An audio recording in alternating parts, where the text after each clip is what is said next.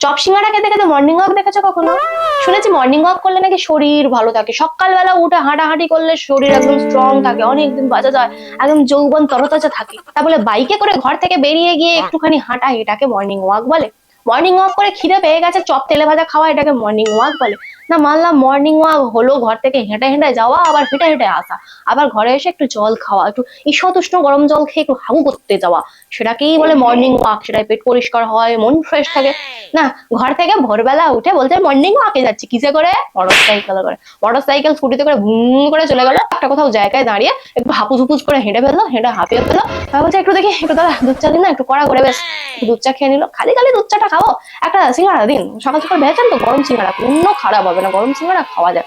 আসলে একটু morning walk করছে তো, তাই একটু কেমন খিদে খিদে পাচ্ছে, সিঙ্গাড়া খেতে খেতে মর্নিং ওয়াক হচ্ছে। তারপর বললো না ভাল লাগছে না, একটু চপ হয়েছে, চপ একটু দিন, একটু চপ খাই, শুধু সিঙ্গাড়াটা ঠিক মুখে উঠছে না, একটু খিদে পাচ্ছে, আসলে মর্নিং ওয়াক হচ্ছে তো।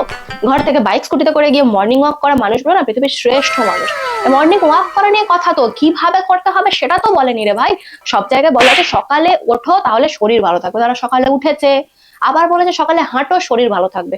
ঘর থেকে হেঁটে যেতে বলেছে কি বাইরে থেকে হাঁটতে বলেছে সেটা তো বলেনি। মর্নিং ওয়াক করার পর হালকা কিছু খাবে, তারা সেটাও করেছে। মর্নিং ওয়াক করার পর তারা একটু চা খেয়েছে, একটু চপ খেয়েছে, তারা কি ভাত খেয়েছে? একটু চা চপই নয় খেয়েছে, একটু সিঙ্গাড়া খেয়েছে, মর্নিং ওয়াক তো করেছে ভাই, সকালে তো উঠেছে।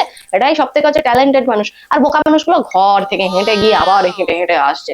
এইসব মানুষগুলো হচ্ছে পৃথিবীর ইউনিক মানুষ, ঘর থেকে মোটর সাইকেল স্কুটিতে করে গিয়ে একটুখানি রাস্তায় হেঁটে চপ সিঙ্গাড়া খেয়ে মর্নিং ওয়াক করে ঘরে ঢোকা। এদের ট্যালেন্টের অভাবই নেই।